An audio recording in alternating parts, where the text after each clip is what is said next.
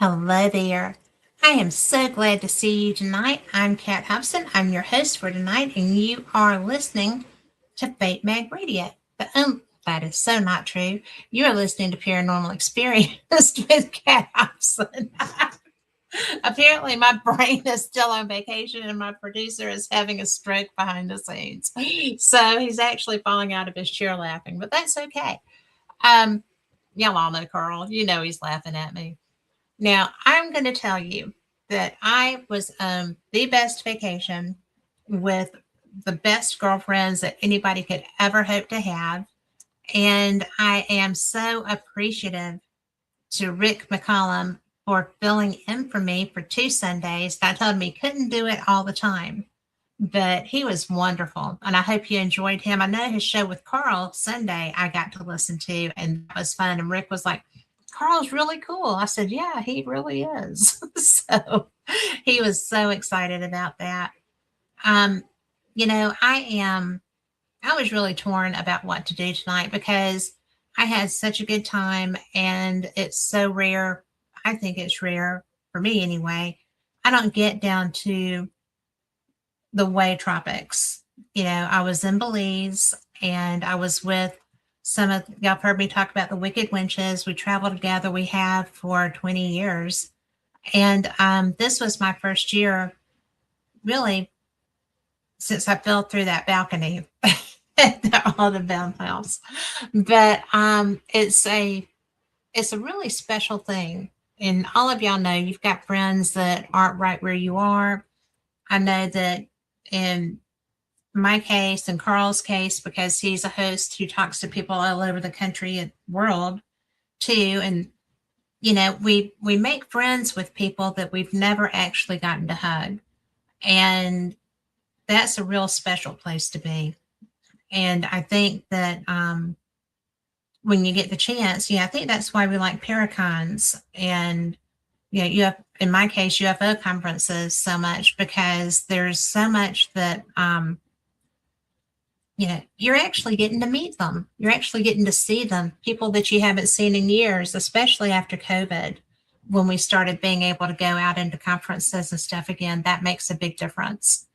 And I had uploaded a lot of files into my Google Drive, and when I tried to download them to my laptop, I can't get them over into our studio. And that is an operator trouble. That's not StreamYard's fault, because trust me, I love StreamYard.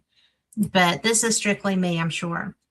And I was getting a little frustrated. And sometimes when I get frustrated, my energy goes crazy. Carl will tell you that sometimes I break things just because I'm upset and I'm never using my hands. So that does happen.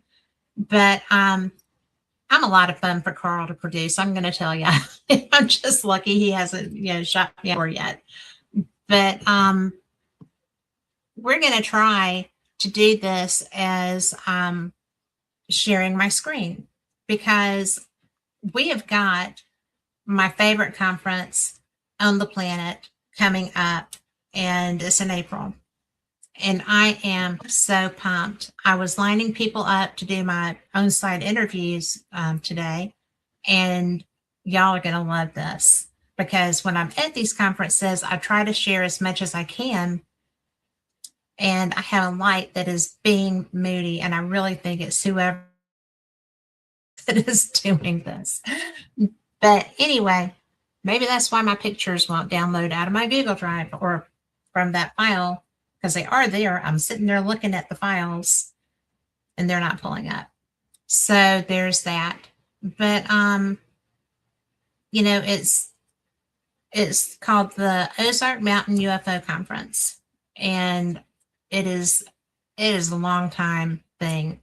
Fate has always been affiliated with it.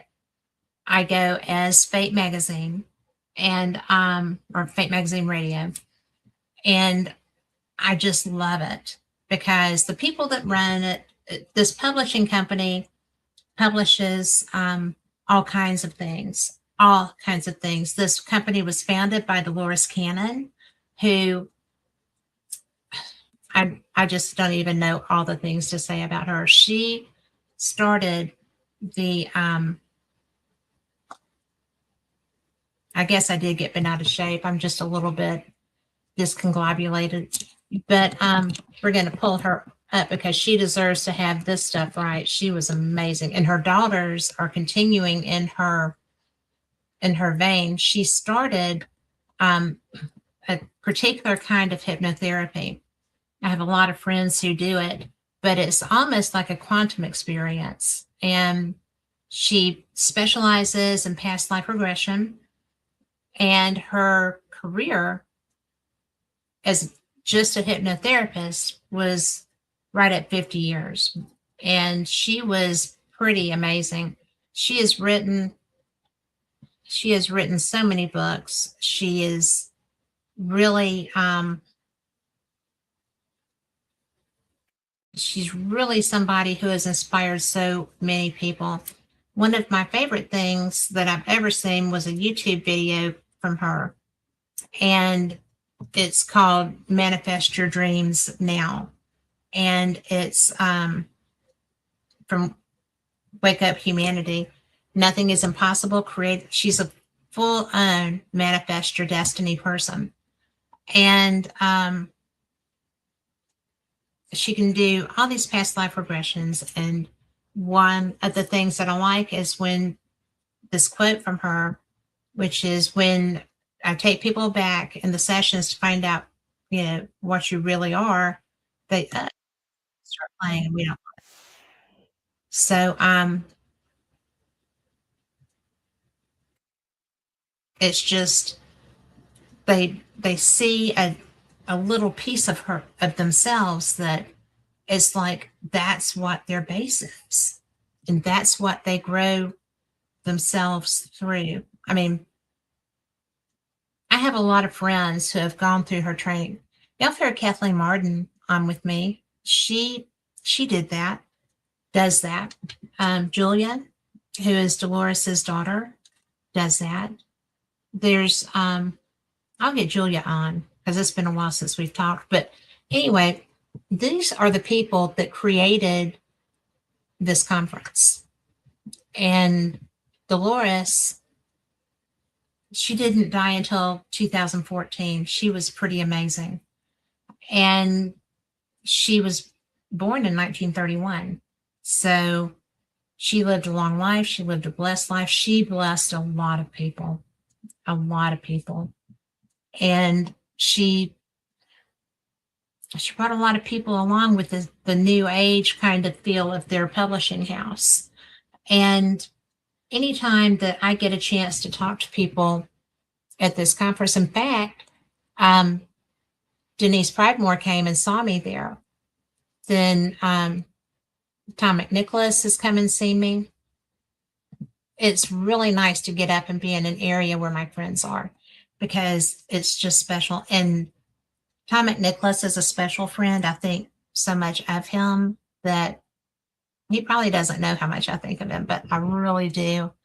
And it's just nice. It's just special when you get to meet people that you've seen online all that time. That's why I like conferences. But this year, excuse me, this year is going to be a lot of fun because I've got so many new people that I'm going to be meeting. I'm so sorry, guys. But,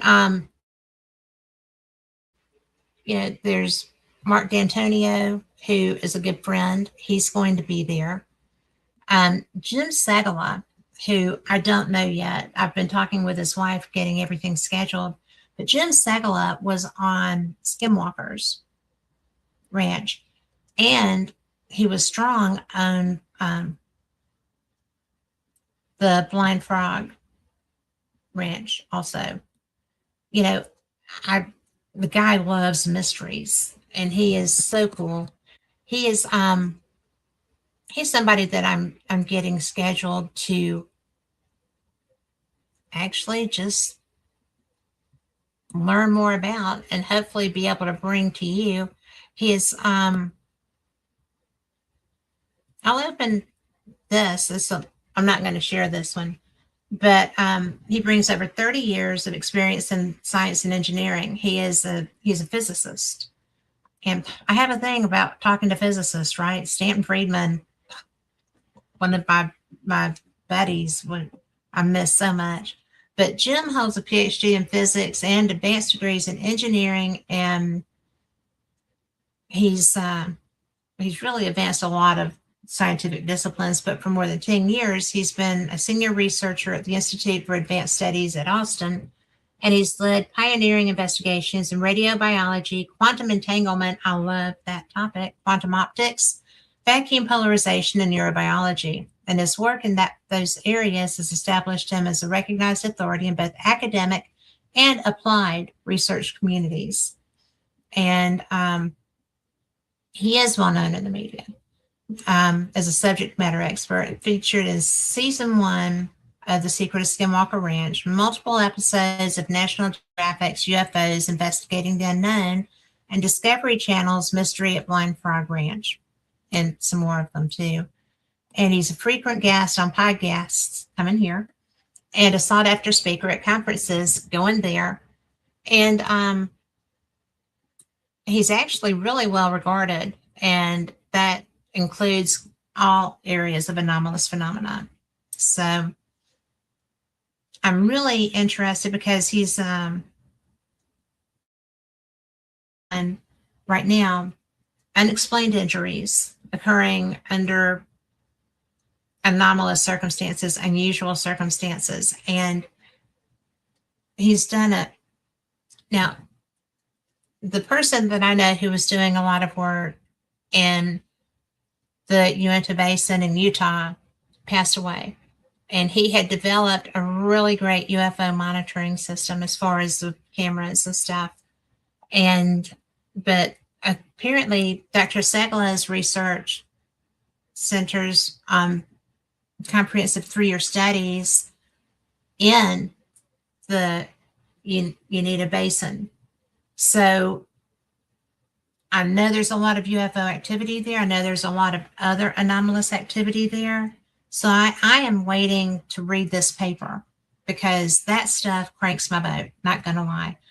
And to get a chance to talk to people that know a lot more about that than I do, and I read a lot, but I do not have his background, I think that's going to be absolutely interesting. And he also develops advanced computational models and complex systems across chemistry, biology, electrodynamics, and mechanics, which basically says that he's using science to evaluate these situations. I think that's cool because if we don't learn how to do that, people are always like, oh, well, you can't do this. You have to be able to accept the woo. And you can accept the woo, but you really need to be able to document where you can. And that's just my take on it. I am going to see what happens when I do this because these are, oh my goodness, y'all are going to die. I don't think I want you to see these. Just kidding. But these are Cat 30 pounds ago with no makeup. That's a little scary for y'all. So let me see what I do with this. And I've lost. Carl has stepped away for a moment. Let's see. Oh, there you are. So I'm going to come down here. Carl, do I need to make these images full screen and then click over? Just because. All right. Let me see what's going to happen.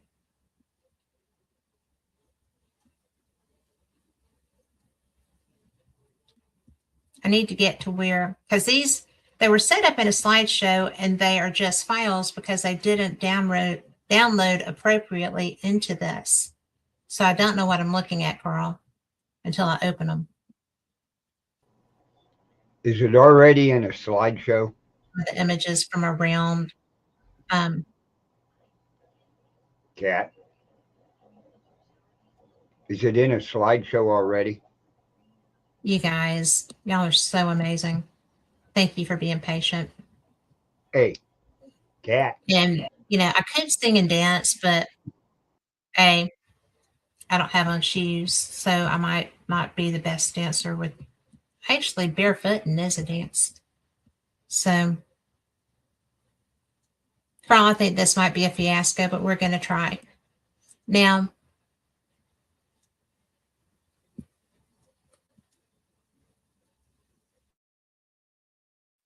I'm going to do it. I'm just going to do it. Share screen.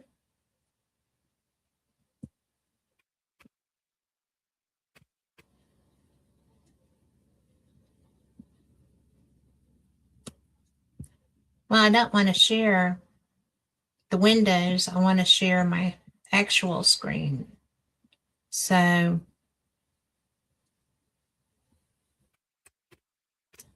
I'm confused. Carl's trying to guide me here. Cat, can you hear me? What do I do? Okay. Is your file set up I as a can't hear you at all. slideshow? Can you hear me?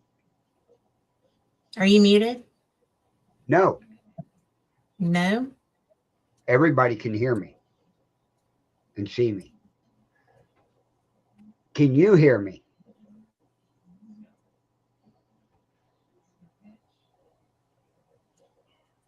This is being terrible.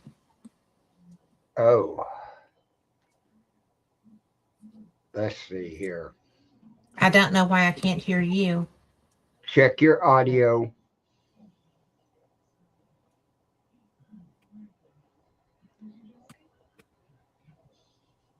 Yeah, Anthony, you can hear me, right? I'm trying to help Cat here. And this is a really great picture. She was hearing me earlier. This one I don't could know just tell you why. says slow, dumb dogs, fast kids at play. So there's that. Carl, Cat, can you I hear? think that I am going to Can you hear me? figure something out here. I think that I'm going to talk about the people that I know who are coming to this conference, the people who have come to this conference in the past, who are some of my heroes. And one of the things that I like about what I do, and before I even started this, when I was very first starting to do event ghost hunting, I went to Sloss Furnace, and there was a woman doing a show, and she was doing a radio show from an investigation. And I'm not going to name the ghost hunting company because I don't like them. They're crap. But the woman, her name was Chase Klotsky. And we sat down and we became friends. I wasn't doing radio at the time. I was just a ghost hunter. I was looking for adventures. And so she was doing a live show, and we sat around and we talked for a bit. And then we became friends. We became friends that lasted forever. And Chase is somebody who evolved into such an amazing researcher in the UFO field. She did a comprehensive study. She went and got a degree in forensic science because she wanted to go to Bolivia and to have an opportunity to investigate the Paraca skulls, the elongated skulls. And there was also, at one time, it was called the Star Child skull. Hello, Anthony. Hi, Ari. Hey, guys. Thank you so much for being here. And, but Chase,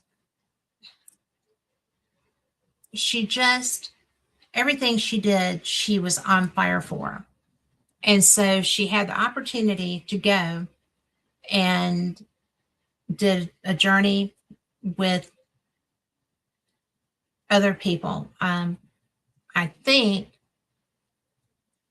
I'm not going to say, but I do know that her husband went along on this trip because Bolivia. And her husband was a naval officer who was a commander of a base. So he was pretty cool. But they did have problems with Chase being kind of accosted by military people there. But she did get out and everything went well. And she was able to get samples from all of these skulls. And the whole reason that she had gotten her forensics degree, she got them, she managed to get them out with her. She went to go and do her research on them. And there's no reason, Irene, it's so good to see you. There's no reason, for these things to have been like that. The standard is that people wrapped their heads on boards and made them grow like that. But there were differences. There were anomalous differences on those skulls from normal skulls. And when Chase later had an opportunity, she got to what is that called? The Star Child fetus skeleton. And she got an opportunity to do a study on that skeleton. And I actually did a show on the Star Child skeleton because it was not really expected to find. It was small, it was malformed, it was I'm trying to remember the country it was found.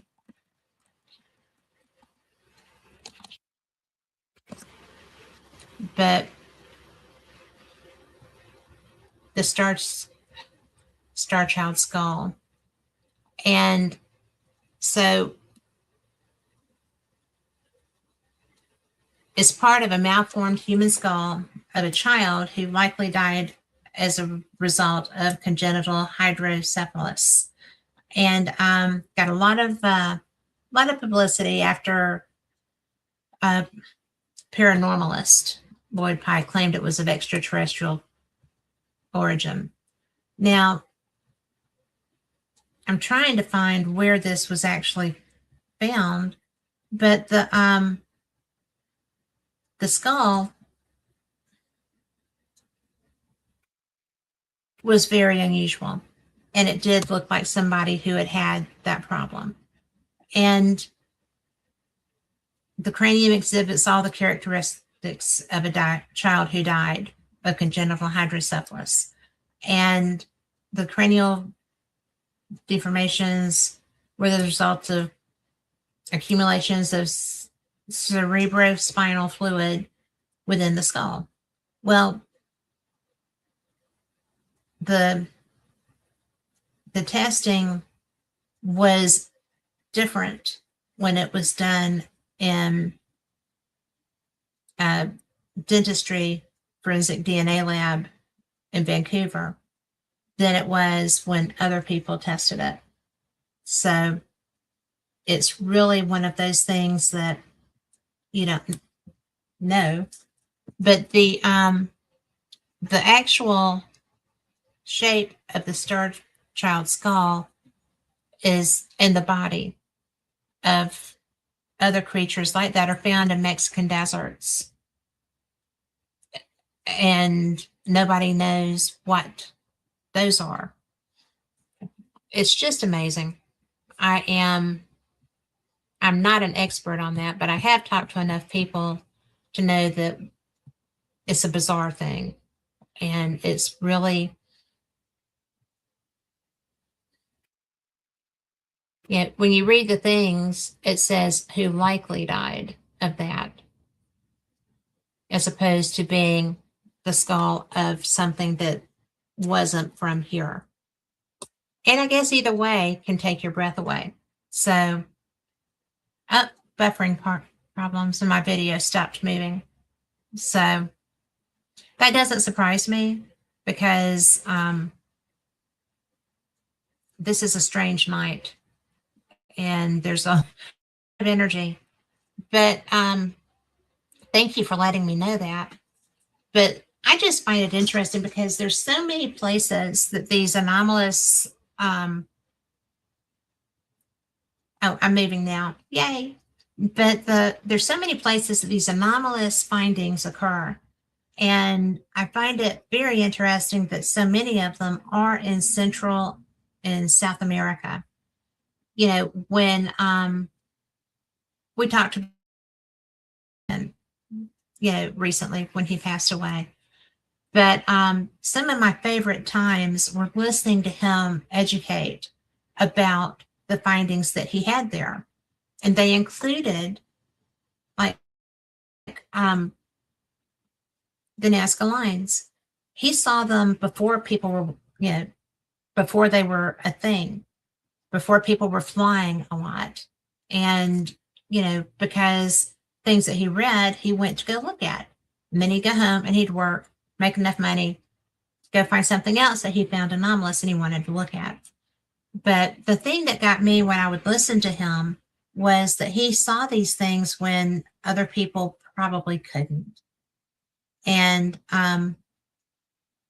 it just blows my mind that there's even discussion really about people, you know, sky people, because back then there were things that were being done to communicate with people who could only see it from above.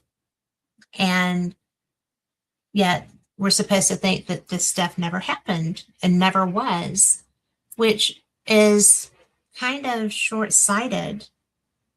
And that's why when I go to these UFO conferences, you know, Contact in the Desert, cut and dry, very little woo, discussing propulsion, discussing interactions, discussing all kinds of stuff. It's a really fun conference too. And it is out in Palm Springs, California, Indian Wells, which is they're right next to each other.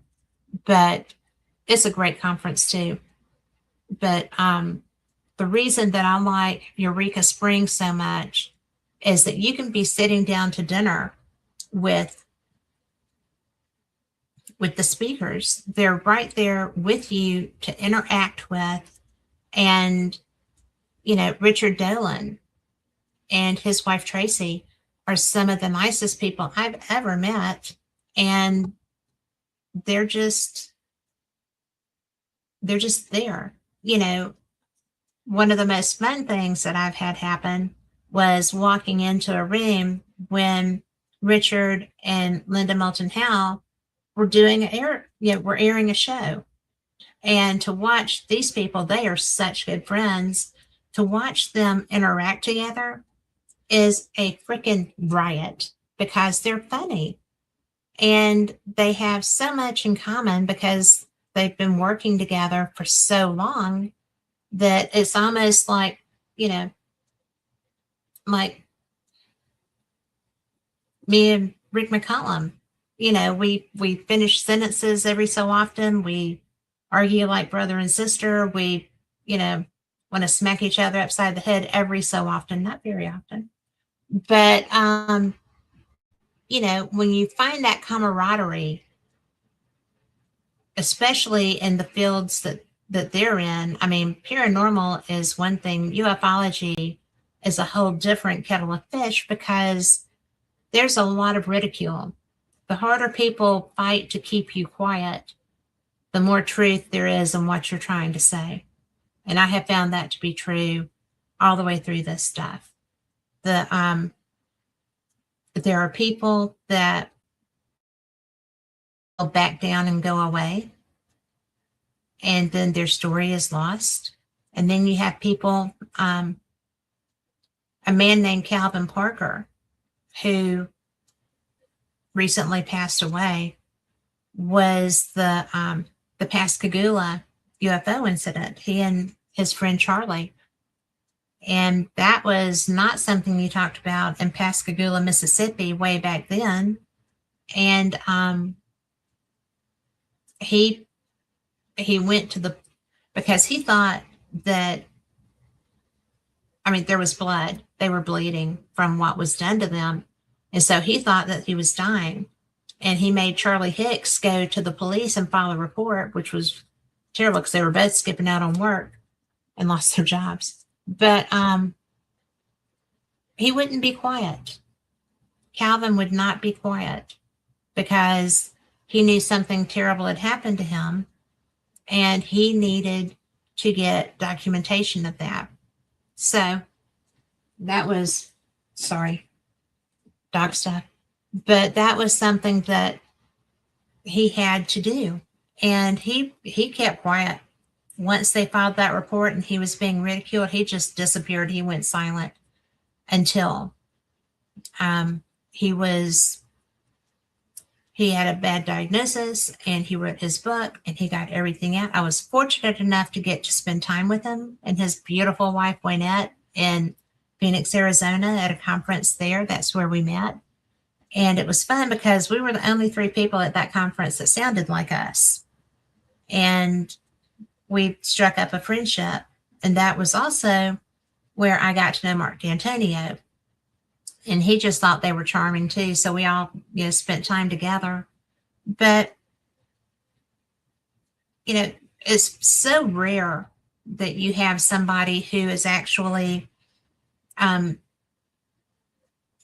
physically harmed with documentation from an ET experience. And they were that. It was so scary for him. And until he died, he absolutely did not do anything to risk having another experience. I don't even know how frightened he must have been for that to be the case.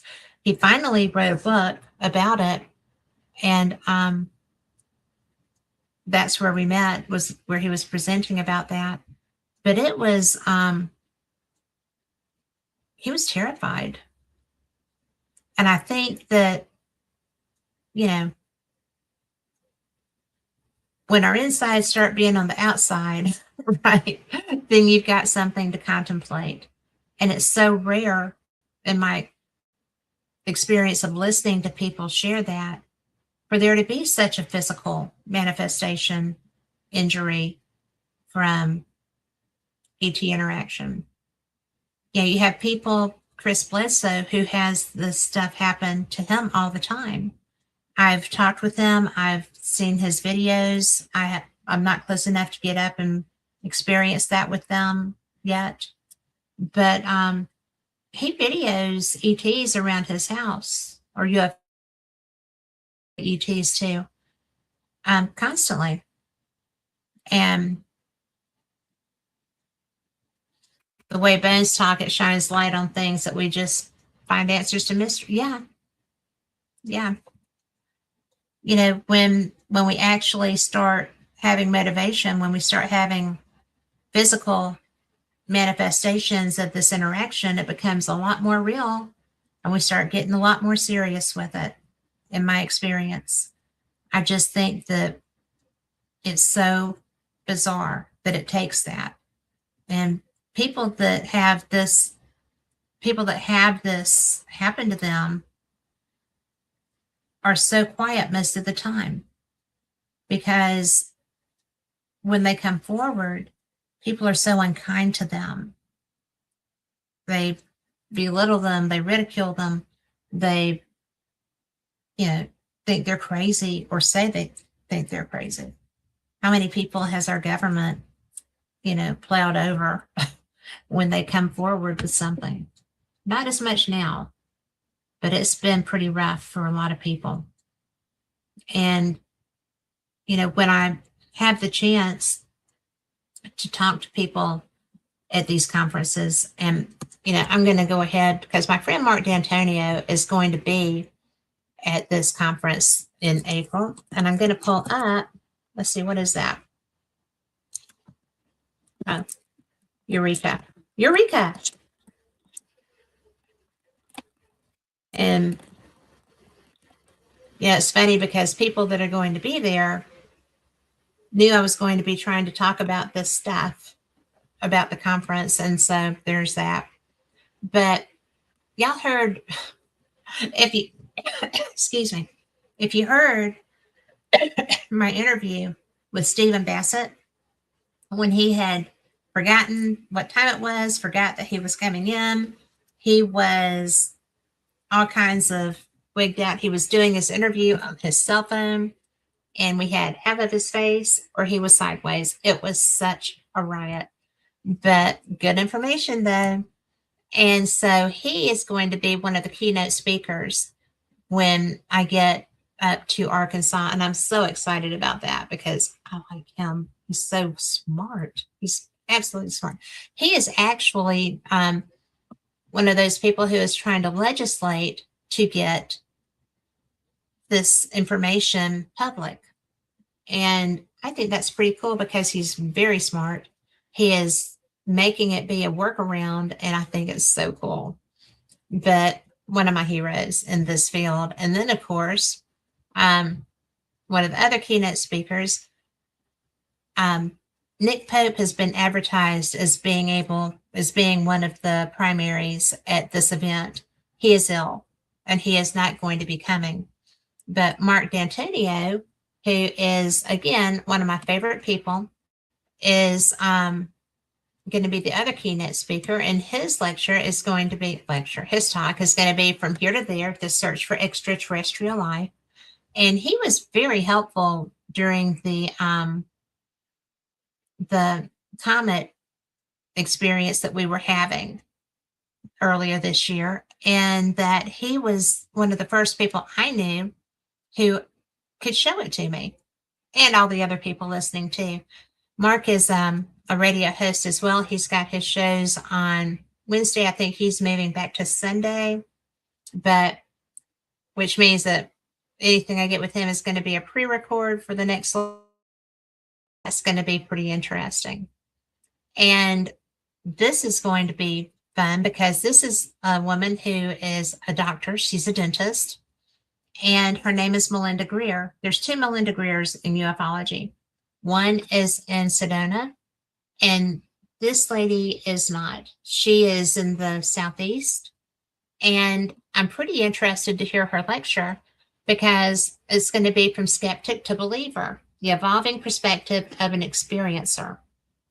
And I find that just because somebody has an experience doesn't mean they trust that right off the bat.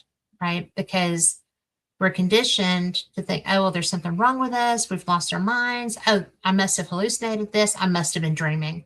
No way was this a real thing, right? So I think that for a medical person to have an experience and come through it, that is going to be an interesting presentation to hear because I have no idea what she's going to say. And I'm really, really excited. A friend of mine is going to be here that I have not gotten to hear in so long, haven't gotten to speak with her in so long. But her name is Deborah Jordan Cobble.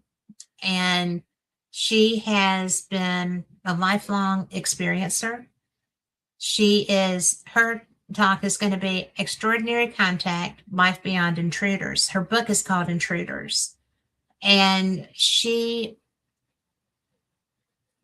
there are a lot of times that people talk about a phantom pregnancy, and that happens a lot with experiencers.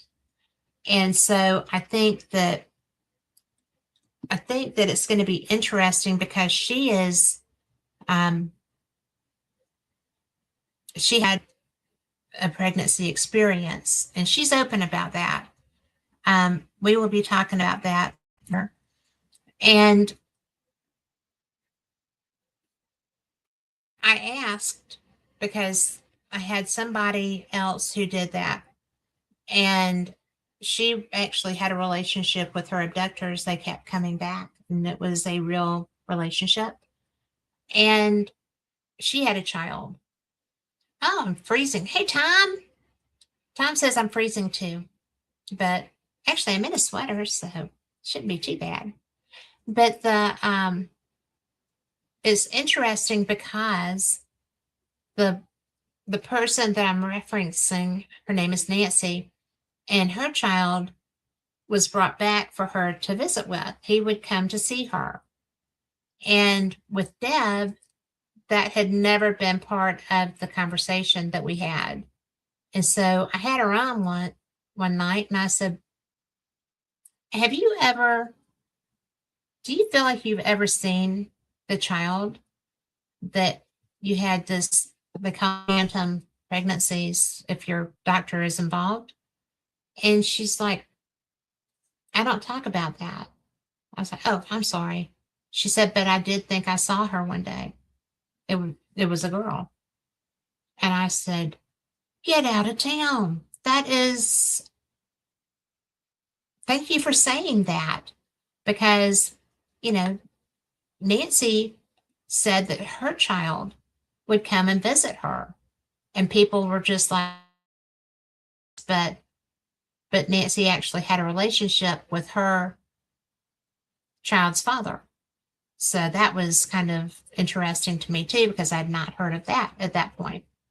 I always get so surprised by what I don't know. I don't know, but it's fun learning. So when Deb and I talked about that, it was real emotional for her. And I guess no one had asked that question of her before. But it's just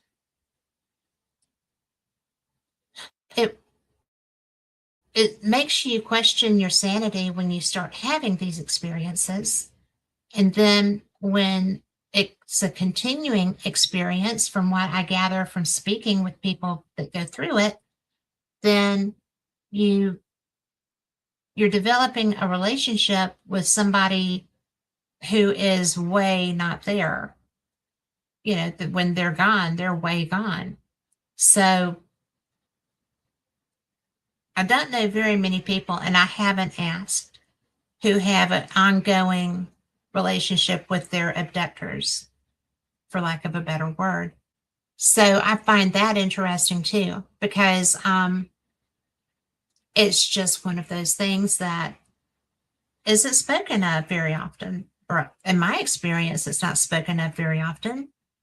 And you know, you come into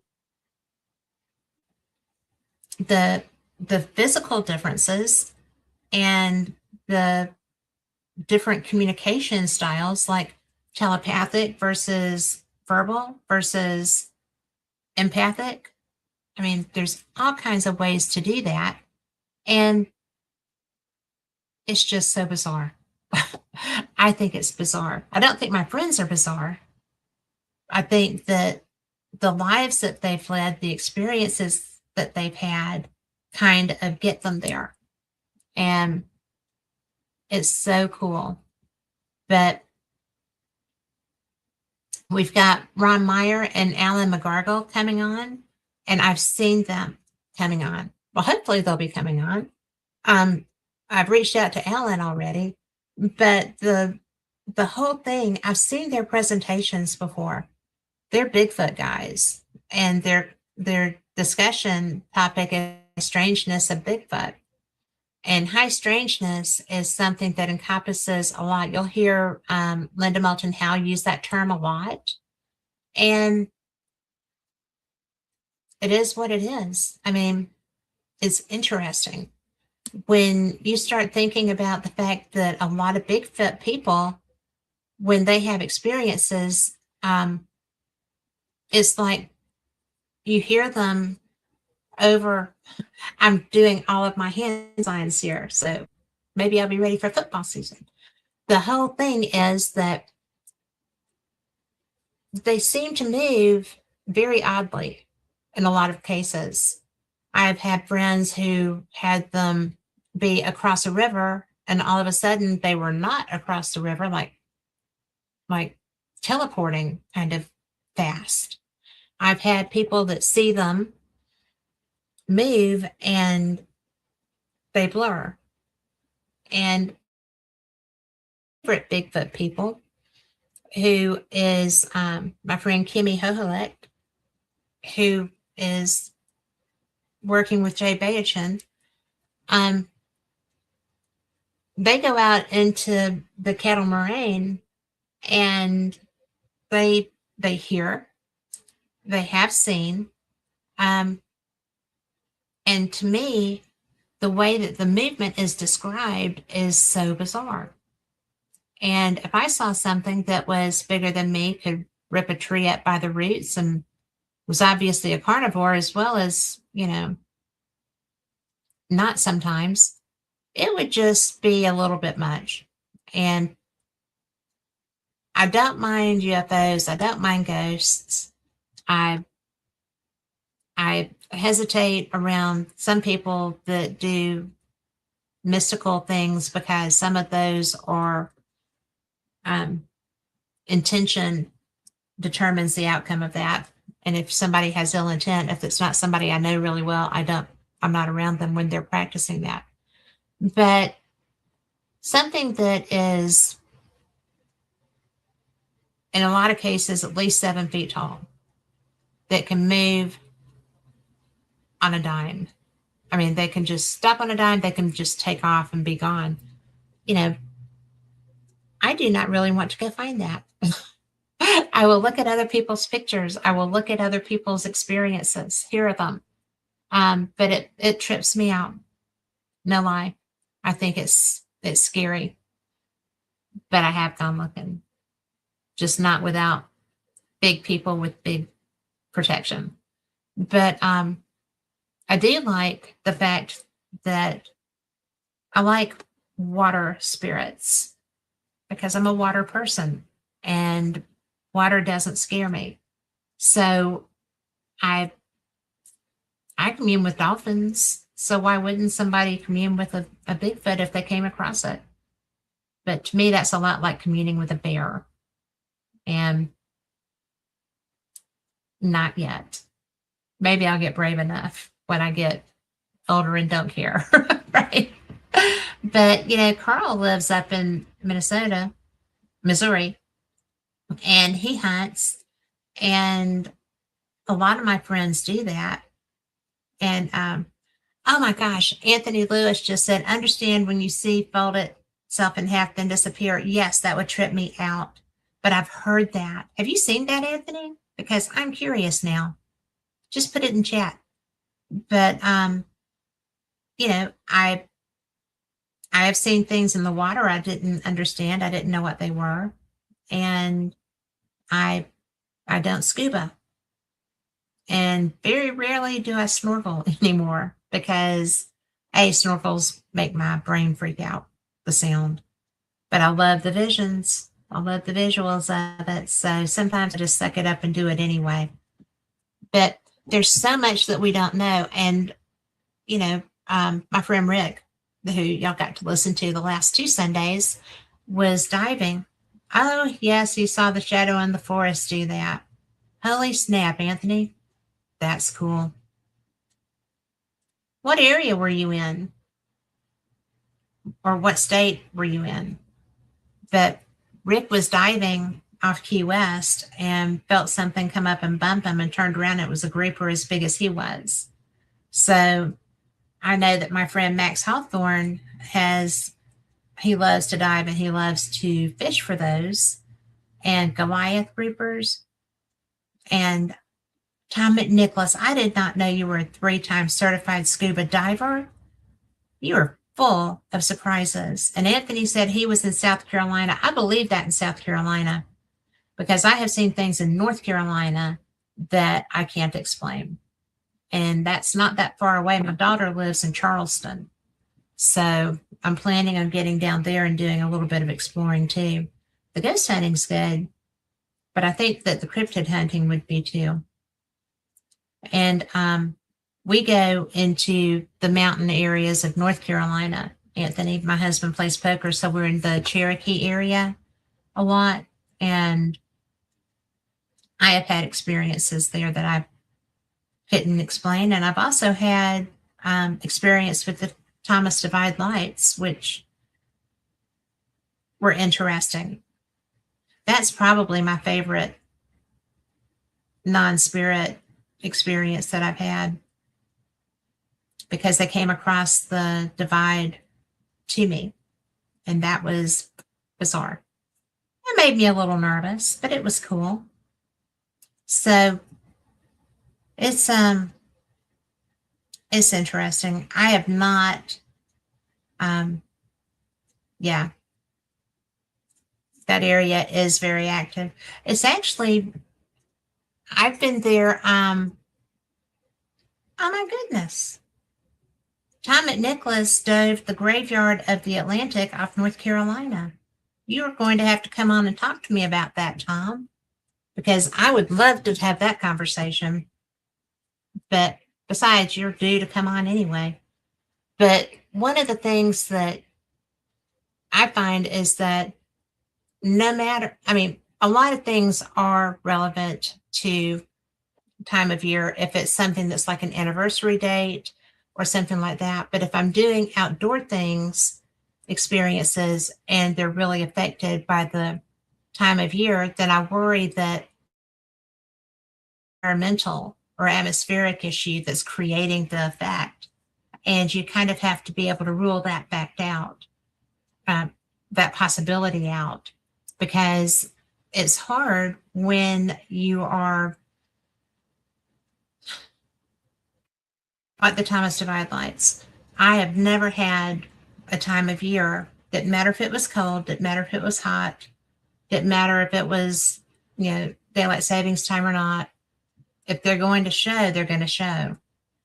And I find it odd that I see them often, but one of the rangers who works at the station there at the park entrance almost didn't believe me, because she said that her kids had been trying to see them for over 18 years and had not ever seen them. And I have never gone there looking and not seen them. So, I mean, yeah, I have Native American heritage, but they obviously do. They live on the reservation and don't see them. So am I just there at the right time? Is there something about my energy that pulls them? I don't know how to explain that. And I'm not finding a lot of background evidence to support either way in my research. So it's just so bizarre. And Anthony, if you are in North Carolina or South Carolina, what region are you? Well, the mountain area, but like, are you toward Georgia or? Because I know that when I lived in Georgia, we had things in our woods that were scary. I lived on a farm, and it was like 168 acres, and I didn't go in the woods at night because I didn't really like them in the daytime if I was by myself either. There was a lot of stuff there. And I used to, not the least of which we had a stalker for a while, but I would just be sitting there and feel like, well, I am just here and by myself, And I heard a panther scream, and, something killed one of my dogs, and that was horrific. But I don't talk about that very much. But, it's just crazy the things that you get into when you start getting off into woods. And, I'm an urbanite. Except for in Tennessee, I've lived in a city or near a city. So when I went out to the country, I was all excited. I thought, oh, it's going to be so beautiful. It's going to be so quiet and calm, and nothing is going to be, weird. There's no, people just straggling around Stone trying to find money or whatever. And it's just like, oh my God, it is so not quiet and calm. The country is very loud. And Anthony says, also best once is when you hear your own name called and you're the only one around. Been there, done that. Once in the woods, a few times in my house. The woods one freaked me out. Didn't like that at all. So, and it's really funny. I'm actually very brave when it comes to my investigations because I try to have a controlled environment. I'm just doing my thing. I have had familial spirits call my name here, but I've not had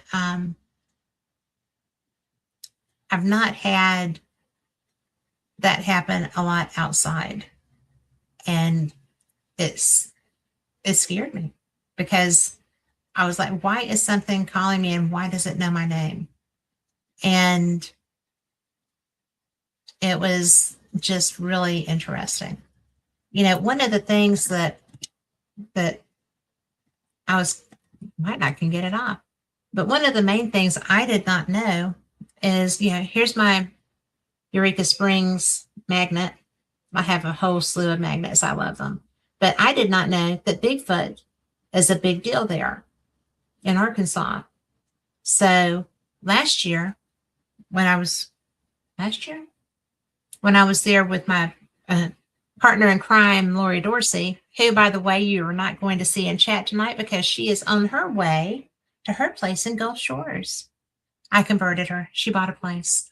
But, it's so interesting to me that they're everywhere, not Lori's, Bigfoot, because I don't know one area, and Carl, you may, but I don't know an area that doesn't have Bigfoot activity of some type. I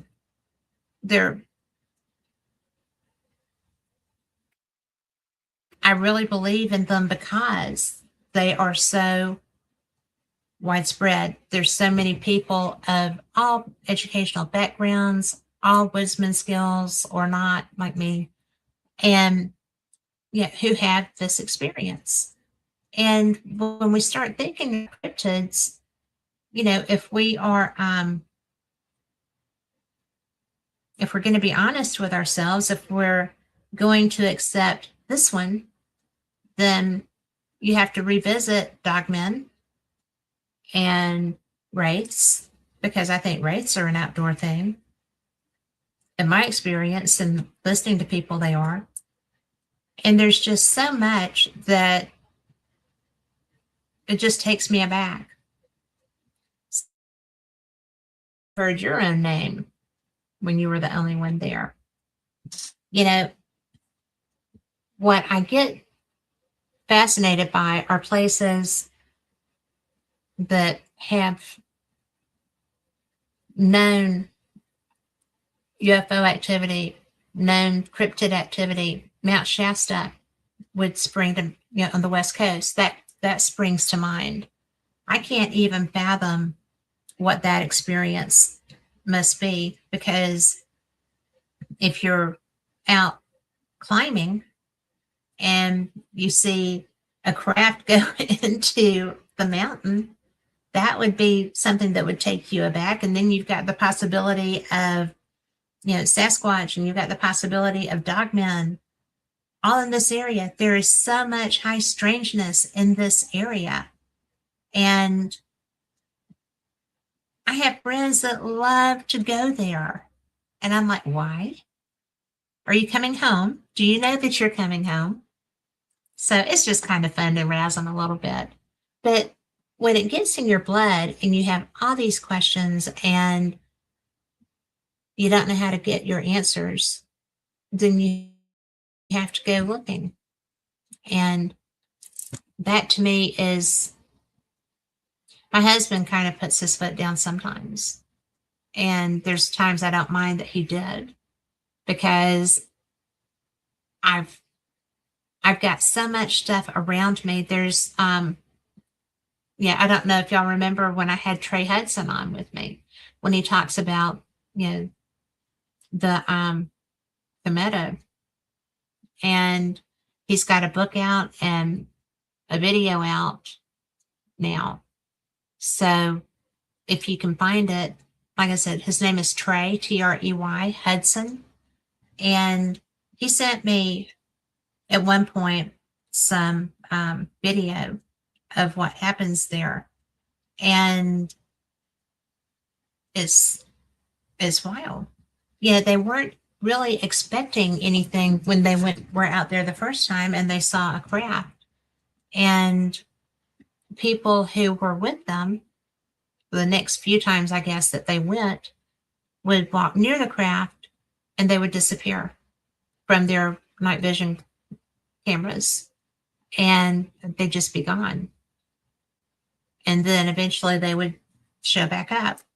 And I think that's really interesting because it's not a normal craft. It's a very interesting style of craft. And it's not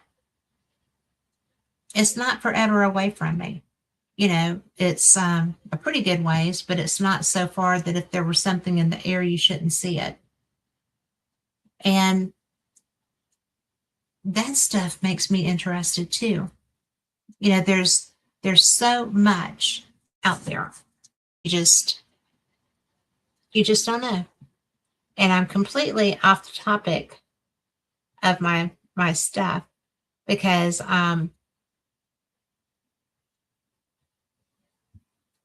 you know, I'm really all about this conference. I'm so excited, guys. I mean, got my flights, got my room, got my car, got all the stuff ready to go. Got my, I don't have my sidekick going with me this time because she is all about getting to that beach. I don't blame her. I love getting to that beach too. And yes, I did ruin her. She is so beach addict now. But, you know, it's just so cool because there's a guy who is coming and I don't know him, but I have been watching him for some time now. And I think he's going to be fascinating. His name is Samuel Chong, and that's Chong. If you come across him, you can see him on some shows on YouTube. And I'm hoping I'm going to be having him on too, because UFOs and UAPs in China and what the Chinese have learned, extraterrestrial revelation of Earth's history and mysteries. And he is, I don't know how to say this. Let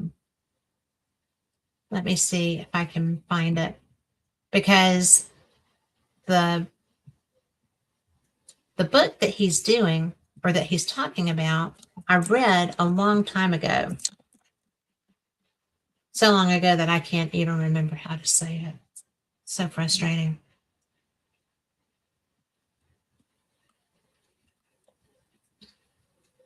Oh my gosh, I still don't know how to say it.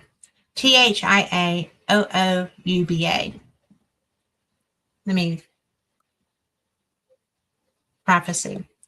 And somebody sent me this not that long ago. And I was like, oh, that's interesting. I'm going to have to learn about that.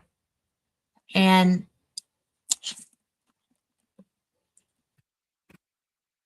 there it is in chat. But when I started reading it, it's very mystical and very interesting. But it's relevant. It's just absolutely relevant to I'm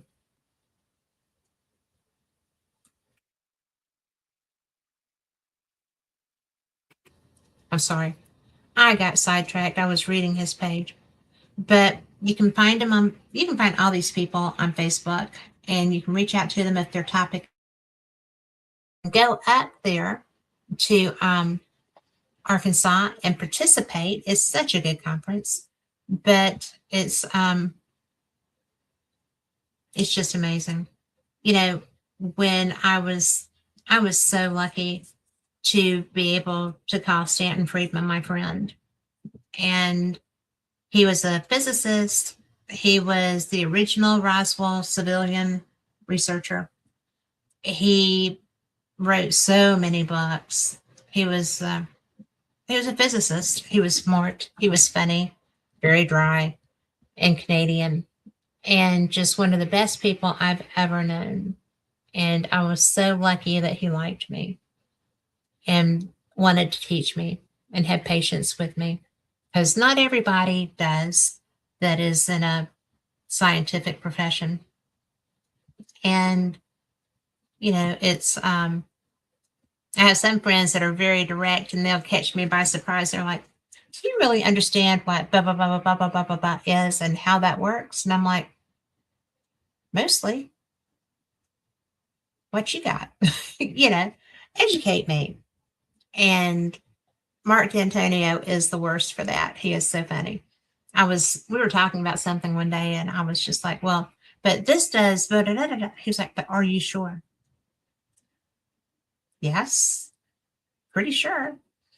And so it always makes me go back over my homework again, because I'm like, oh, I hate it, because now he has 2 shows and they are both opposite my shows. And it's so hard to get him to skip, because everybody wants to talk to him. So I'm going to sit him down and see if I can lock him in on something, because if y'all don't know who he is so much fun. And he is an astronomer extraordinaire, and he is one of the smartest people I've ever known. And that's saying a lot, because I think my husband is the smartest person I know. But it's so fun to talk to people like that. And they're not always user friendly, but they're always a good time. So if you get a chance to talk to Mark D'Antonio, you do that, because he is brilliant, and he knows everything about a lot of stuff.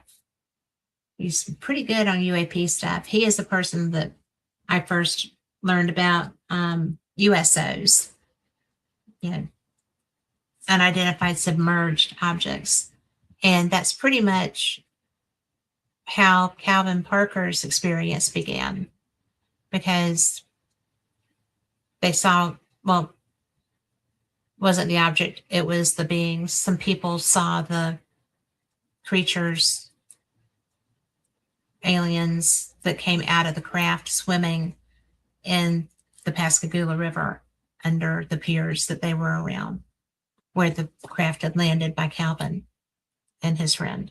So it's a bit interesting. That's not talked about a whole lot, but I was doing a presentation at a conference in South Alabama in Orange Beach, and I was talking about Calvin's particular case. And this woman, it was a nasty day. I couldn't believe people came from all over the Southeast to come and listen to that. It was a bad weather day. But this lady was like, do you know Calvin Parker? I was like, I do. She's like, well, is he still alive? I said, he is. He's still over in, the Pascagoula area. And she said, well, I saw that ship, that craft, the same one that he experienced. And we saw it coming in. We were coming across the bridge. And I just wanted him to know that people knew that he was telling the truth, because we saw it too. And you could have knocked me over with a feather, because Calvin's, they were not believed at first. And there were so many people that came forward to support their experience. And the fact that out of all the places in the world, this little lady who could confirm what he saw was in Orange Beach, Alabama, in a pouring, horrible storm, come to listen to me talk about Calvin Parker. And so to me, that was just such a validation and such a cool thing to have happen, because he was doubted by a lot of people for a long time. And he really didn't even want to talk about it. His friend Charlie Higgins had done that. And so then Calvin decided that he was going to write a book about it, and did. And if you can find it, if I turn around, I'm going to have to look through that. So I'm going to cheat and just pull it up because, or maybe not, because my AI is trying to do all this stuff. And I don't know, I do not have any kind of AI open. Maybe it's my Google AI. Maybe it updated it. But when I read Calvin's book, I was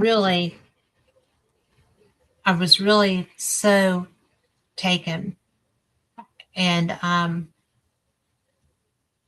the cover is young Calvin's face and one of the creatures, and it was so odd because his ETs, by the description, looked like the Michelin Man, but with claws instead of hands. So like an animatron or something. But the book is called Pascagoula, The Closest Encounter, My Story. And they've got it on Audible. They've got it any which way you want it. And I really think that I've heard two other people since I met Calvin talk about this type of creature. And they all said that they moved like people, that they weren't like the, the old back in the day robot things. But I really had not thought that when I first saw it. So then when I saw the graphic on the book, I was just kind of blown away. So there's that. But when you go to these places, yeah, whether it's Arizona, whether it's, Alabama, Arkansas, I love going to Pennsylvania to the Gettysburg Battlefield Bash. That's one of my favorite conferences. But that's more of a meet your friends and, share experiences. It's not like a conference where you're sitting down and getting to hear that kind of stuff. But it's such a gift, really, to be able to come through and hear these people. If I hadn't gone to the UFO Congress in Phoenix, I would have never met Calvin Parker, and he affected my life a lot because A, he sounded like me, and B, his experience was so profound, it affected everything about him. And his wife, Wynette, is one of the most generous, kind, and loving people, and she stood right by him through all of that. It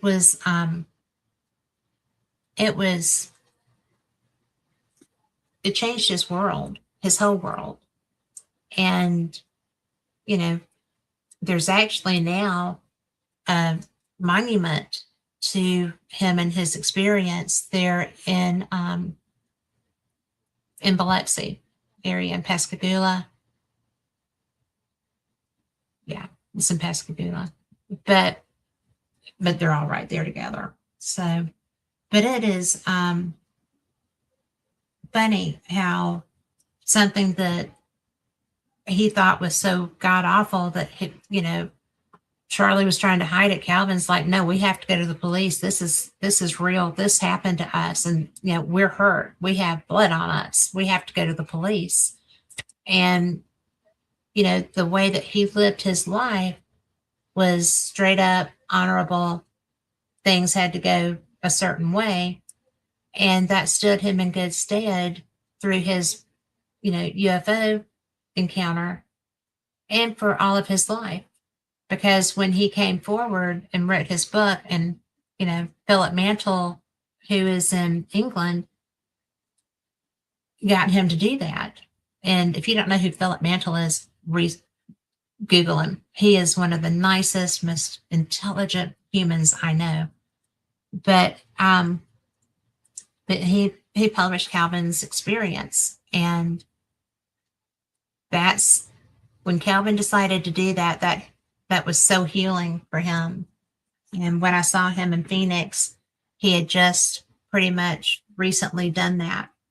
So we shared a lot of meals that weekend, Wynette and Calvin and I, and got to know each other and just chatted about his experience. And that's another thing, that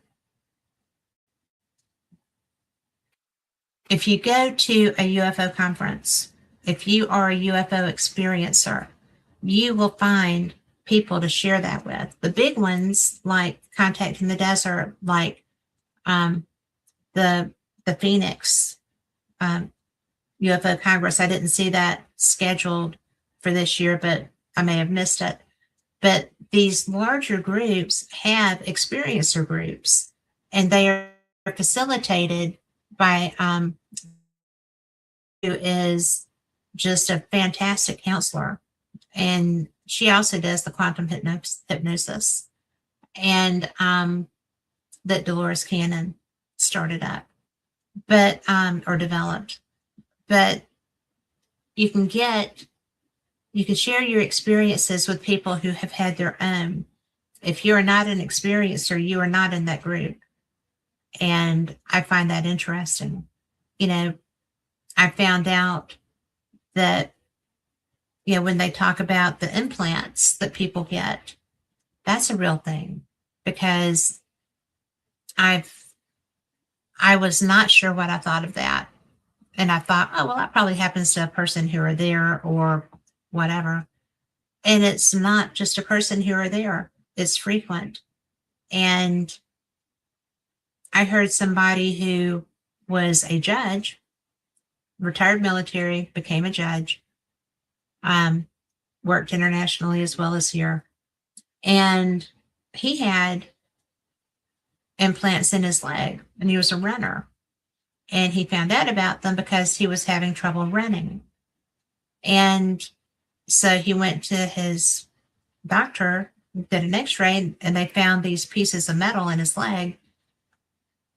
And there had been like little baby incision marks too. There's a scar.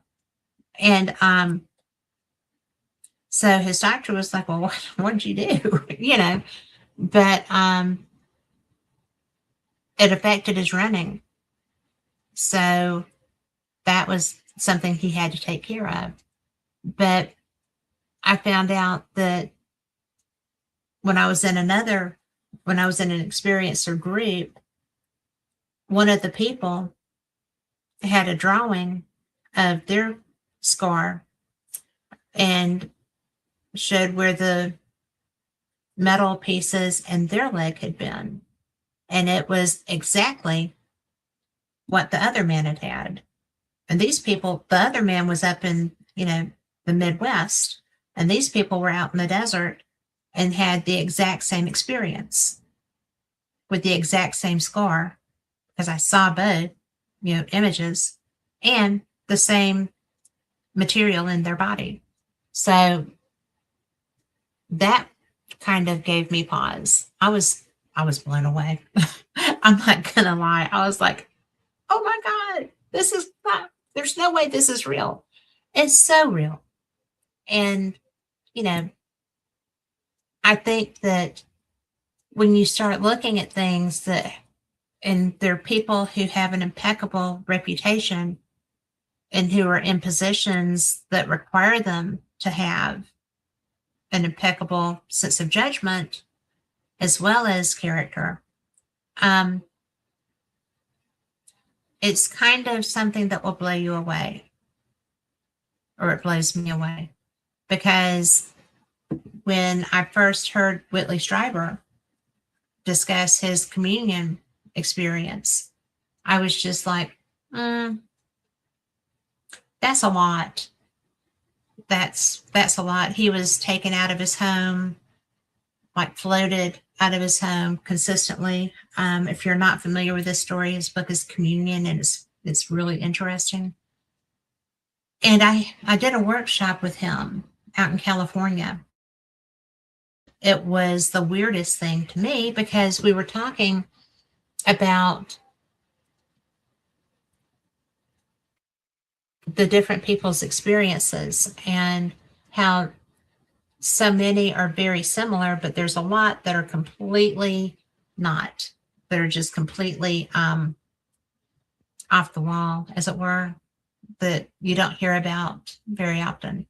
Like with Calvin, I had never heard of the Michelin Man kind of creature, and yet it was not unknown, not frequent, but not unknown. So I was just kind of like, oh, really? Really? And it was, yeah, really. But with Whitney, he did a meditation at the end of his workshop. And it was very personal to each person. And it was to just kind of open yourself up and be ready to experience whatever, whatever you came up with. And I don't do that real well in public. I'm very weird about sharing a lot of my energy with people. So that was something I struggled with there. But when we finished, to a person, the cover of Whitney's book has a gray alien, the head, the neck, and I've not really encountered that species personally. And yeah, even though Al back there, who is being bashful right now, but he's pretty close. But that was the vision that the people in that workshop got in that meditation. And I was like, well, don't steer that at me. I have my own stuff. I don't want that too. But it was interesting to me because it wasn't like we were, zoom, zoom, zoom, give me the gray. There wasn't any of that. It was just kind of let your mind flow and, do your thing and be just contemplating, your experiences, things that you've blah, blah, blah. And I went up to him after that workshop and I was like, this is not my experience, but this is what I saw. He said, well, that doesn't surprise me. They do like to make themselves known. Well, okay. But that's something else too. If you're going to be doing something where you're meditating with other people, you still need to be able to shield and kind of control your environment, which doesn't mean you can be open to an experience. It's like if you're doing a group skywatch, right? If you've got all these people that are sitting outside, everybody's watching, looking for anything unusual in the sky. There's times that groupthink is a real thing. You can manifest your thoughts just like anybody else can. And if you have a whole group of people who are looking for a particular thing, you have to be cautious to make sure that that's not what's happening. Like with the seminar with Whitley, was everybody there envisioning his book cover because we're sitting there with him? I think that's a possibility because, like I said, I'd never encountered that species of alien before. So that wasn't something I would have anticipated bringing up from my perceived encounter. And so, but everybody there knew who he was and knew what his book looked like. So there's always that possibility. And that's something that you just have to be aware of and kind of anticipate maybe. But like if you're outside, you're in a desert somewhere or just an open field and you're doing a sky watch with friends or a group of people, and you have a perception of what you think a UFO is going to look like. And everybody there does, because maybe in this group you've been talking about the different craft and what's normally seen or whatever. It's easy to group think that. And because we're humans and because we have energy and because a lot of us do have manifestation abilities, even if we don't know it, we can do that. So always sign up for the Skywatch, right? But also always keep yourself centered while you do that, because getting a chance to actually see something is the best. Sometimes it's scary, but it's the best, And also, when somebody tells you that what you saw isn't what you saw, just say thanks and walk away. Because I've had that happen with an expert who, I live where there is an air refueling wing. We're just going to set this up. I see refuelers often. You've got this bay's open, or the nose is, and they've got the connection. And so they're moving together while they're being refueled. What they do not look like are two illuminated barrels that are just flying in tandem without a connection. Well, I was sitting outside and I had not seen Starlink at this point, right? And stop me if you've heard this, not really, because you probably have if you've listened to me for years. And if you're new, you haven't.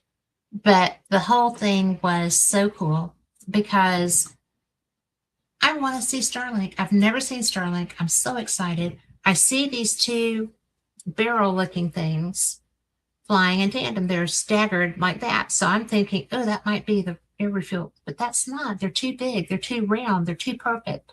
So, and yes, I am looking forward to that. But the weird thing was when I was in Phoenix, my friend Mark D'Antonio and I were sitting there talking, a guy brought up his cell phone with a video, and it looked just like that. And Mark, who is a video expert, told the guy that was Starlink. There's only two. Yes, I have a Band-Aid on. I'm not going to flip you off. But only two, not connected, moving in tandem in consistent speeds. And so Mark told the guy that was Starlink. So I see that outside, standing on my deck. It is so bright white. And so I run inside and I tell my husband, I just saw Starlink. I'm so excited. Oh my gosh, this is so cool. Well, I think for a year that I just saw Starlink. I'm so excited. So I'm back out in California. We're doing another Contact in the Desert. Mark D'Antonio is there. He and Ben, oh my goodness, one of the best men in the paranormal. But anyway, that'll come. We're doing a Skywatch thing. Well, in Phoenix, that's a neat trip because there's a lot of light. But anyway, they had just launched a Starlink. So they knew that was going to be coming over. And I was really excited to get to see one in the desert, right? I don't know why that made me excited, but it did. So I'm sitting there and I'm watching it. And there's like 26 of these little lights that are just solid line, just moving like that. No variation, no anything, just a straight line of little lights. And I'm like, oh. So I went over to Mark. I said, that's not a Starlink, is it? And he was like, yeah. I said, so, but there's a lot of them. He said, there's always going to be at least 22 to 26. And I'm like, You told that man in Phoenix that the two that he had on video were Starlink. And I was so excited because I had seen Starlink. And he was like, no, it would never be just two. I was like, you told him that. And he's like, no, I didn't. And I said, well, all righty then. So I came home and I told my husband, I said, that wasn't Starlink that I saw. I saw a Starlink. That wasn't it. And I'm very disappointed because now I don't know what to think. And so it was just like, wow. So always trust yourself. Even if somebody is an absolute walking genius who knows everything there is to know about, propulsion and astronomy and astrology, and, he is an astronomer. He is probably the best astronomer I've ever followed, paid attention to, known. But it was really disconcerting because trust yourself. And so I do want to know, Tom McNicholas, you're talking about the Disclosure Day. Have you watched The Age of Disclosure on Amazon? Because I watched that and I thought that was one of the best films I've ever seen. I knew the people in it, so that probably made me a little prejudiced. But I was surprised that there was so much information there because there's still, plausible deniability and stuff like that. But I am blown away that, and every bit of this had to be approved by our government. This was not just a random private film, because every bit of it was classified until apparently it wasn't for this. And so when I'm watching it, I'm like, oh, wait, why is he saying that? How is he saying this? And that was for most of the people in it, because they all operate under non-disclosure contracts. And Tom, you have got to watch that. It is really my favorite. I love it. And it's all stuff that I've been hearing. And if you've been at UFO conferences, you've been hearing this stuff too. And if you haven't been at UFO conferences and you just hear the ever so often person, one of the television shows talk about these things, you've heard it too. And it's just so wild because all of this stuff, that's why I feel like we are going to either be having an event of alien interaction, or they're just going to come out and give us everything, because they almost did in this film. And I'm sitting there and I'm watching Leslie Kean, who is just one of the most brilliant reporters on the planet, talk about things. And I'm seeing, people that are my friends who are saying stuff that last I heard they weren't supposed to be talking about, right? And I'm just like, oh my God, are you serious that you can talk about this in public? Seriously. And it's Lou Elizondo is somebody who I'm surprised is able to say what he says. And I do know my opinion. I'm not going to say I know. I'm going to say my opinion, just safe side. But when he came out and went public, I felt like that was the kickoff of disclosure, real disclosure, because this was a military man who had gone into the private sector and was discussing what the military had kept very close. I think that's a good way to put that. And he was, nobody did anything to him. So I was kind of waiting for that. And my friend Chase Klotsky, the woman that I told you was doing the broadcast at the ghost hunt at Sloss, turns out the radio show that she was doing was Fate Magazine. She was the host of Fate Magazine before me. So anyway, so she and Lou were friends, and she was doing a lot of work with him prior to all of this stuff getting really talked about. And so I'm just like, get out of town.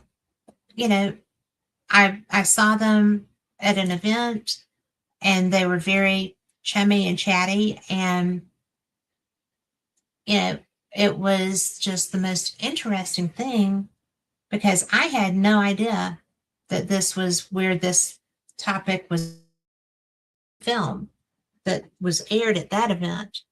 And there was a lot of information that was there.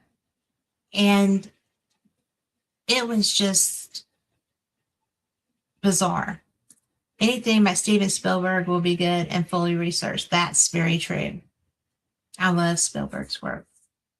But although E.T. was kind of short. So,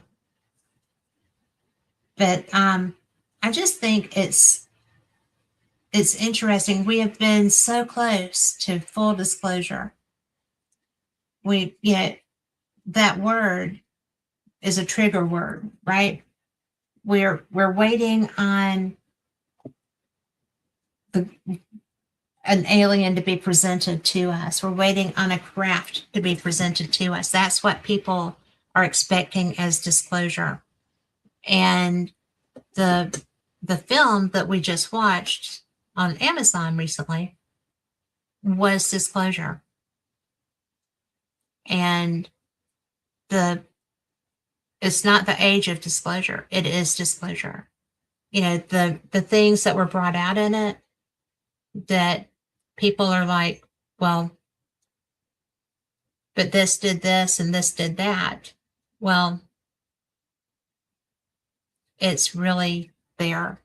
And I thought it was very bold. Like I said, I was not anticipating the things that were being said there. When they shared the films from the hearings, you know, I always thought when they were doing the hearings on the Hill, when, who was that? Was it Nancy Mace? I don't think so. But when they said, you know, were there, you know, bodies, basically? So yes, there were. Oh, were there biologics, talking about in the crashes? Were there biologics? Said yes, there were biologics. And she said, were they human biologics? She said they were not human.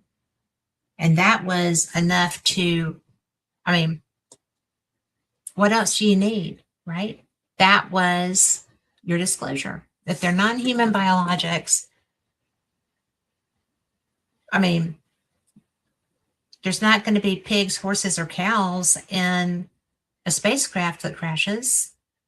So, yeah, that anybody that thinks that that's not full disclosure is mistaken, in my opinion.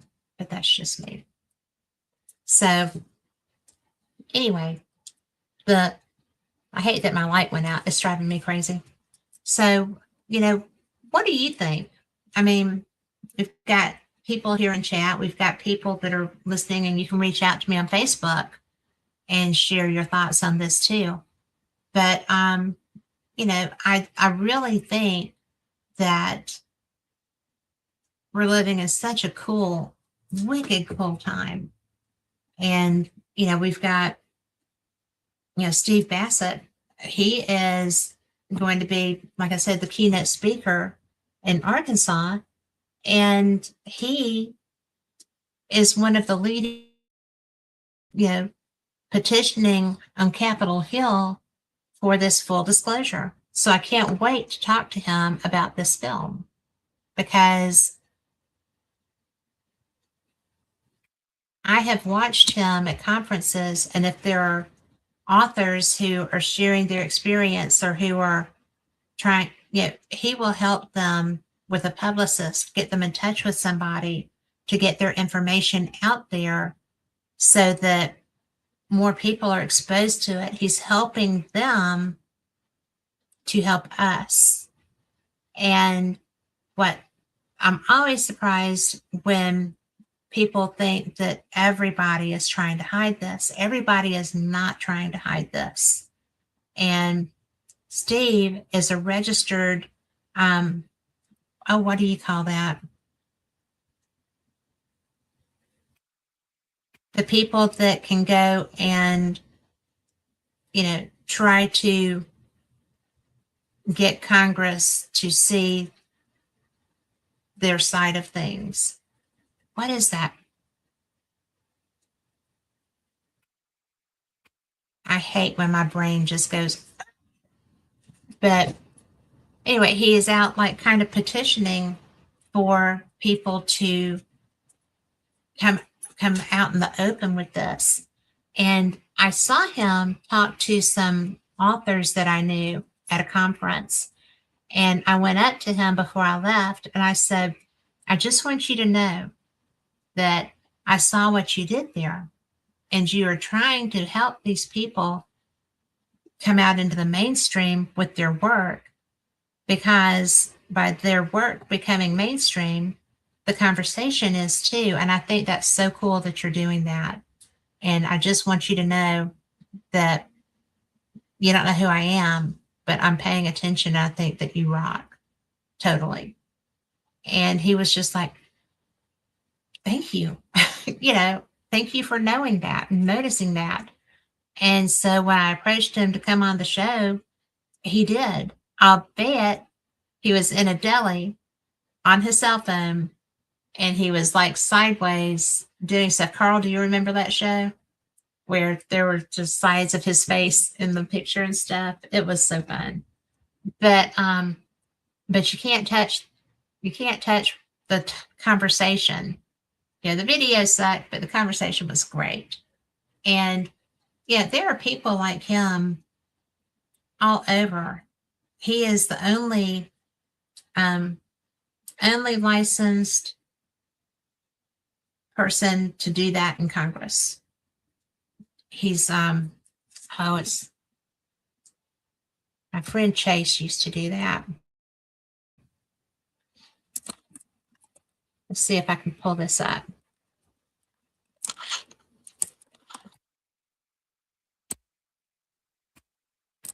Just talk amongst yourselves while I sit here and type this in. To lobby. He can lobby.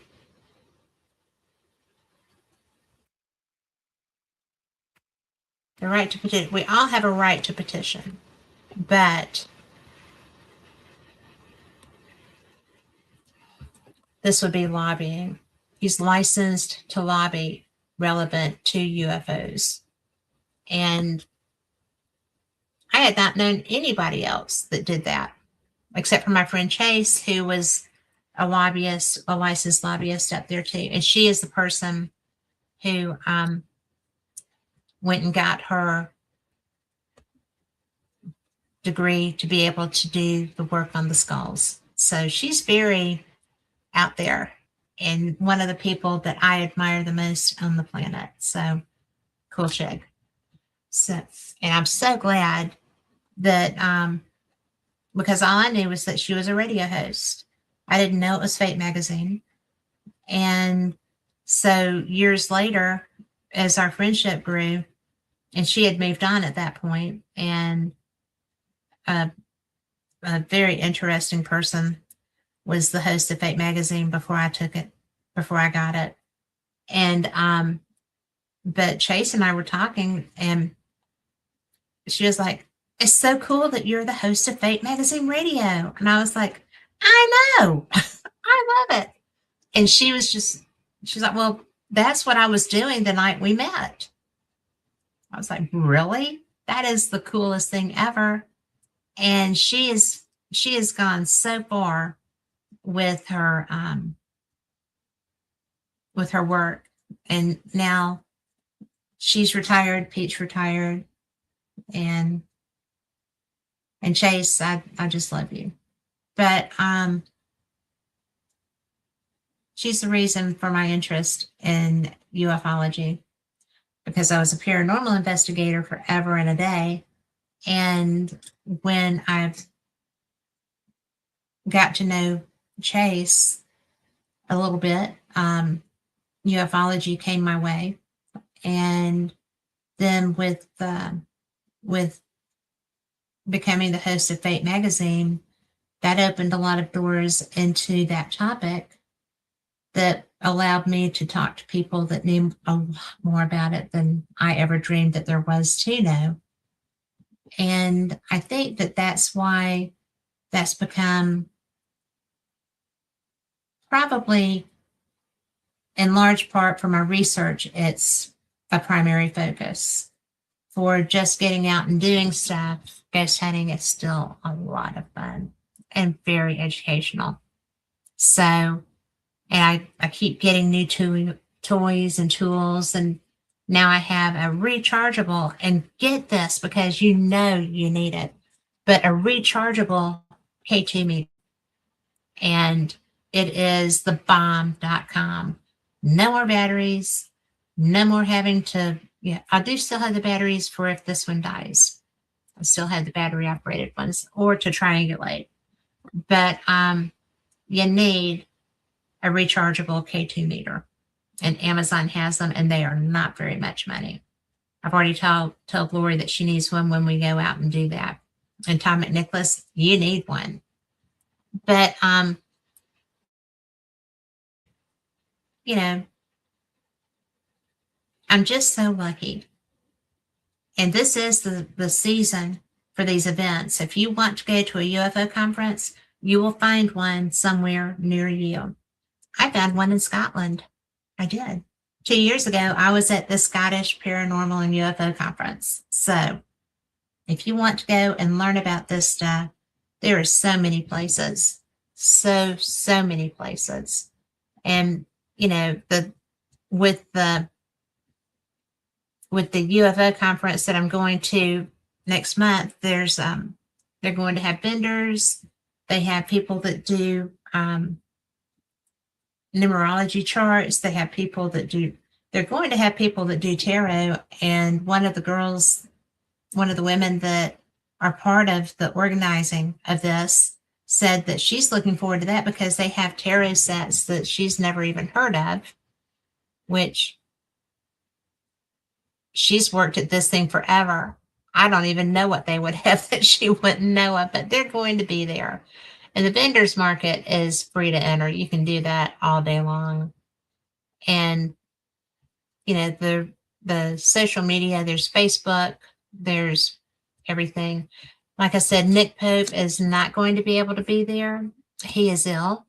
So he is, they just said due to unforeseen circumstances, he will not be able to attend this year. But I hope he's there next year, because I had messaged him about, I emailed him with him today some about a show. And I did not know that he wasn't feeling up to it. So he is just going to be sitting this one out. And I think that if you get a chance to see anybody who is affiliated with Ancient Aliens, I have watched that show forever. I have participated in, I was media for the very first 2 Alien Cons, which was a definite treat and a blessing. And I appreciated that so much. And then they started kind of interfering with other things that I wanted to do, like travel. And but I was in Santa Clarita, outside of San Francisco, for the first one, where they expected maybe 3,000 people and got 9. So that poor little convention center was so overwhelmed. And then I was at the second one, which was in Pasadena at their event center, which was much better able to handle that. And that was also the first time I met Troy Taylor, who is very nice. But Anthony Peak. Yes, I love Anthony Peak. I've got his card, actually. He has been a speaker, and he is so good. And Noreen, thank you for putting that out there. And if you talk to him, would you tell him I said hello? Because I really liked him too. And said he's been a speaker a few times. I was there the first time he was there. And he loves it because it's a gathering of so many people with a wide variety of ideas and experiences. And it is. Like I said, if you can get to these, the Ozark Mountain Festival or UFO Conference is a much smaller event, smaller venue, less speakers, very strong camaraderie. And like I said, the caliber of their speakers is fantastic. Just because it's small doesn't mean that it's not wonderful. And like I said, that's where Stanton Friedman and I got to actually meet for the first time. We had been friends for a while prior to that. And then I've gotten to meet Nick Pope. That's where I first met John Alexander, who is just brilliant. If you don't know who he is, check him out. He is a retired colonel, I think it is, but he was brilliant. And you grew up with Anthony. Oh my goodness. Well, yeah, please pass that on. I enjoyed him so much. But it's really, the big ones are great. The small ones are wonderful. This is a middle-sized one. And I've seen Linda Moulton Howe there. That's where I got to meet Richard Dolan and his beautiful wife, Tracy. And, it's where I met Mark D'Antonio, who you probably see on Ancient Aliens and all the other shows too. But it's just such a real gift to be able to go to these. Anthony was at Contact in the Desert, which is probably the largest. UFO Congress was pretty big too, but I think Contact is larger. And if you can get to one of the big ones, you will be blown away. And if you're an experiencer and you need to have somebody to talk to about that, you'll find someone at every one of them. They're experiencer groups. The MUFON symposium is very good also. But I had a good time in Phoenix, and they had MUFON facilitators for experiencer support. So that was cool. Anytime that you can help somebody that might be struggling, it's always a good thing. But does anybody have a question about this? Because we're almost out of time, but I just wanted to make sure that you had some idea about what kind of things I was going to be doing here in the next few little bit. And, just kind of keep Nick Pope in your minds, because that's a really, really fantastically nice man. He is so kind and really good at what he does. So, like I said, I'm excited to see Steve Fassett. I'm really curious about Sam Chong, Dr. Chong. That's not somebody that I've gotten a chance to talk to yet. So when they had the speaker panel where they have all of them up there and you get to ask questions, and everybody is just so nice and more than happy to share with you. So that's great also. And they do that at all the conferences. The last day is a Q&A with the, and you've just got to go. It's the coolest thing on the planet. And contact is a lot of fun. I'm not going to lie. It is outside of Los Angeles and Palm Springs, Indian Wells. The hotel is Indian Wells, but they're right together. And don't fly into LAX. There's a little airport outside.